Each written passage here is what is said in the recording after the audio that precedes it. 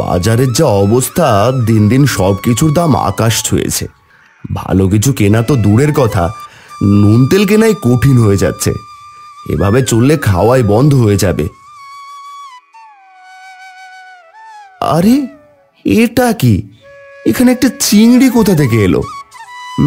বাহ, দেখতে তো একেবারে টাটকার চকচকে। বাড়িতে নিয়ে গেলে গিন্নি তো খুব খুশি হবে।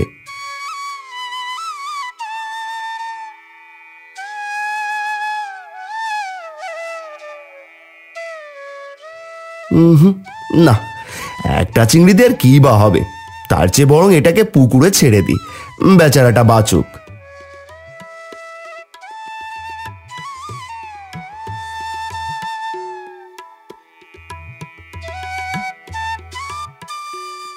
তুমি এত দেরি কেন করলে গো আজকে? সেই কখন থেকে তোমার জন্য বসে আছি। কেন, কি হয়েছে গিন্নি? আরে কি আর হবে, তোমাকে খেতে যাওয়ার সময় কিছু বলেছিলাম কি, যে আসার সময় একটু বাজার করিয়ে আনতে? বাজারে গিয়েছিলাম তো বউ, কিন্তু যা দাম, হাত দিতেই ভয় লাগে। কোনো কিছু কেনার উপায়ই ছিল না। উফ, বুঝেছি বুঝেছি, তোমার আবার অজুহাতের শেষ আছে। যাও যাও দেখিনি, অন্তত জাংলা থেকে একটা লাউ এনে দাও, ঘরে তো রান্নার কিছুও নেই। ও আচ্ছা আচ্ছা, দাঁড়াও নিয়ে আসছি।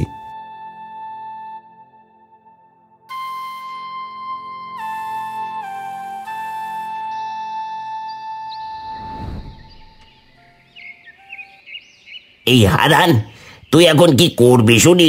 সারাদিন তো ঘুরে বেড়াচ্ছিস, কাজ কাম তো কিছুই করিস না। কি আর করব রে, চুরি করতে গেলেই ধরা খায়, ধোলাই খায়। উফ, এখন তো আর চুরি করতেও ভালো লাগে না।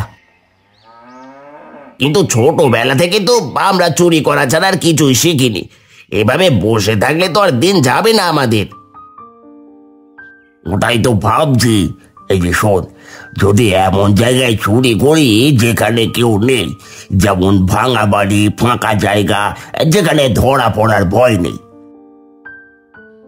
হ্যাঁ রে, একদম বুদ্ধির কথা বলেছিস, কিন্তু এমন জায়গা পাবো কোথায়? আছে আছে, গ্রামের একদম শেষ প্রান্তে রতন চাষের বাড়ি আছে। বাড়িতে তো নিরিবিলি, আশেপাশে তেমন কেউ থাকে না। যদি ওর বাড়ি থেকে কিছু মাল সাঁটাই করতে পারি। বাহ, দারুণ কথা বলেছিস। তাহলে আর কি, আজ রাতেই আমরা রতনের বাড়িতে অভিযান চালাবো। ঠিক আছে ঠিক আছে, আজ রাতে আমাদের ভাগ্য খুলবে আর কপাল পড়বে রতন চাষার।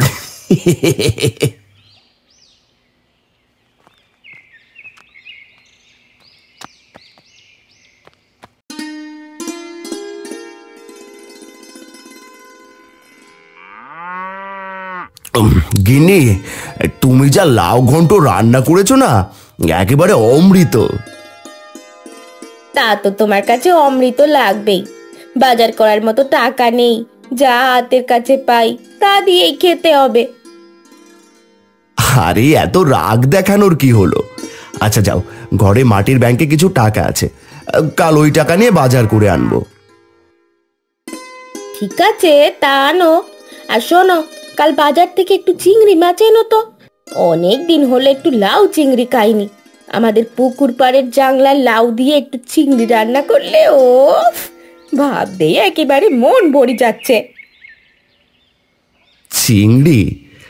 আচ্ছা, বাজারে পেলে আনবো।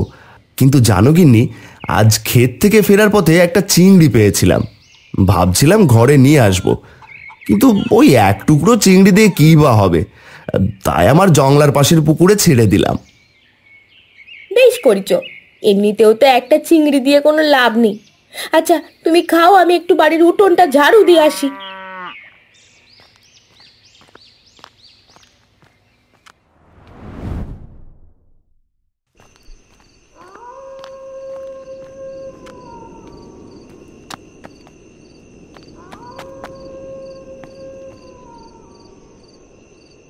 ইহারান, দেখ না, রতনের জালার ভিতর কি সুন্দর লাউ ধরেছে, একদম টসটসে। আসতে বল।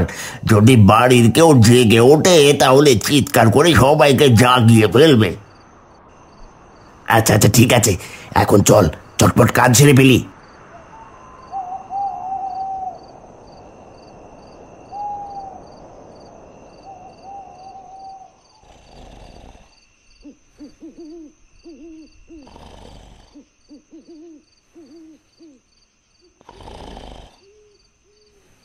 হাবু, দেখ দেখ দেখ, একটা মাটির ব্যাংক। এটাকে নিয়ে যায়, নিশ্চয় এর মধ্যে টাকা আছে। হ্যাঁ ঠিক বলেছিস, এই চল তাড়াতাড়ি ওইটা নিয়ে কেটে পড়ি।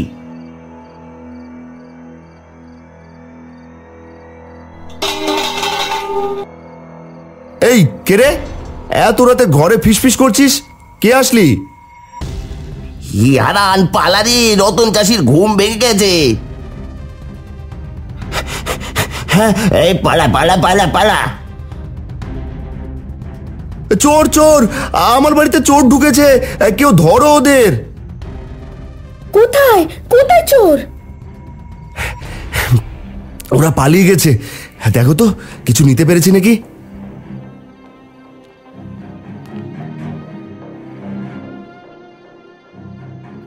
ওগো, তুমি এসো, দেখো আমাদের সর্বনাশ হয়ে গেল গো। চোরে সব টাকা চুরি করে নিয়ে গেছে। কি বলছো? হায় হায় হায় হায়, আমাদের সব শেষ। কাল এই টাকাগুলো দিয়ে বাজার থেকে বাজার করব ভেবেছিলাম, কিন্তু গিন্নি তা তো আর হলো না। চোর সব টাকা নিয়ে গেছে, এখন যে ঘরে একটা কানা কড়িও নেই। আমরা কাল কি খাবো গো? তুমি দুঃখ করো না গো, যা হবার হয়ে গেছে। এখন কিছু একটা উপায় তো বের করতে হবে। শোনো, আমাদের জাংলায় কিছু লাউ ধরেছে, তুমি কাল সেগুলো নিয়ে বাজারে বিক্রি করো, কিছু বাজার সদাই করে এনো। ঠিকই বলেছ গিন্নি, এখন তো আর কিছুই করার নেই।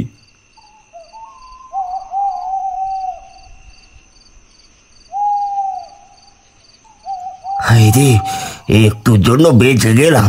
রতন যদি ধরে ফেলতো, নির্ঘাত মেরেই ফেলতো।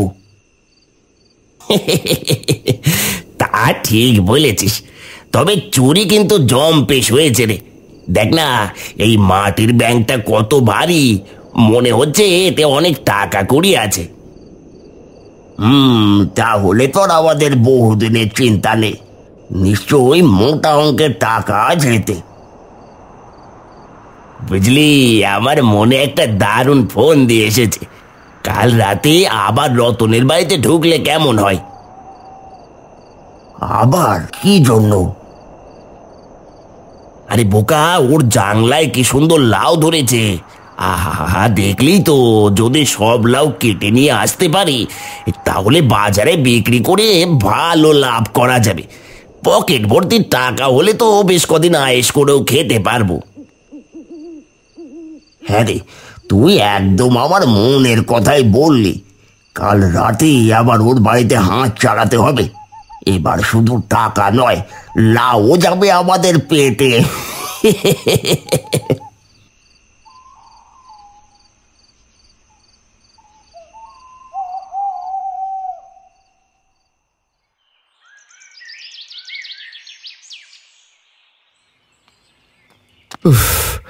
আজ অনেক দেরি হয়ে গেল, যাই কয়েকটা লাউ পেড়ে নিয়ে বাজারে বিক্রি করে আসি।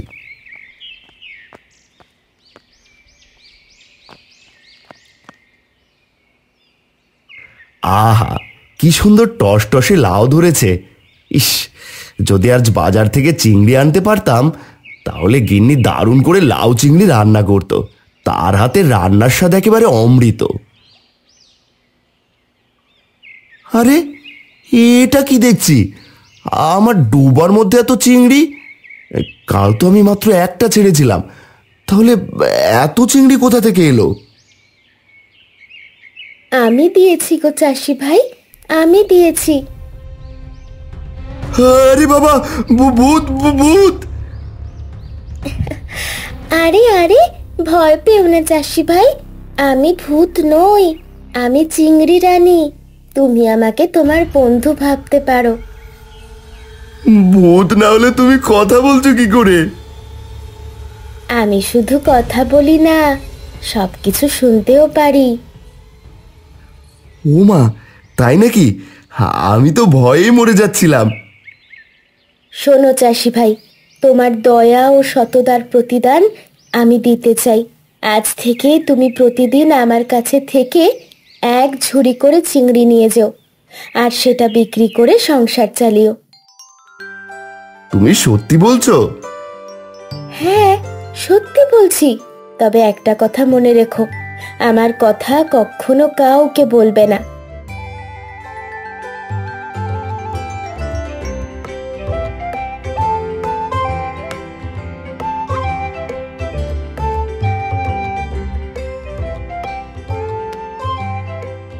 গিন্নি, ও গিন্নি, শোনো শোনো শোনো, একবার এখানে এসো, দেখো আমি কি পেয়েছি। আসি আসি।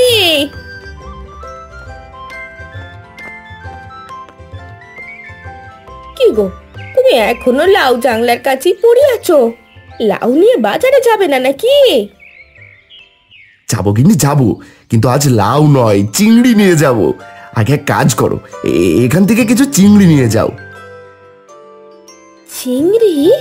এ তো চিংড়ি! তুমি এসব কোত্থেকে পেলেন গো? এত চিংড়ি তো আমার বাপের জন্য দেখিনি। পেয়েছি গো, পেয়েছি। আর কিছু জিজ্ঞেস করো না, এখন যাও যাও, কিছু চিংড়ি আর একটা লাউ নিয়ে যাও, আর জম্পেশ করে লাউ চিংড়ি রান্না করো, আর আমি বাকি চিংড়িগুলো বিক্রি করে আসি। আহা, আজ যে দারুণ দিন গো। ঠিক আছে ঠিক আছে, যাও তুমি, আর দেখো কি রান্না করি আজ। একেবারে হাত চেটে পুটে খাবে।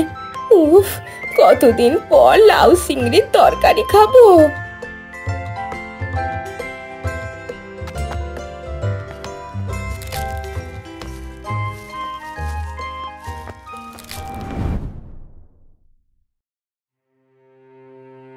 দেখ দেখ ভাই, কি না দোষ নদোষ লাউ, আহা আজ সব কেটে নিয়ে যাব। ঠিক বলেছিস, আয় আয় আয়, সব পেরে নি।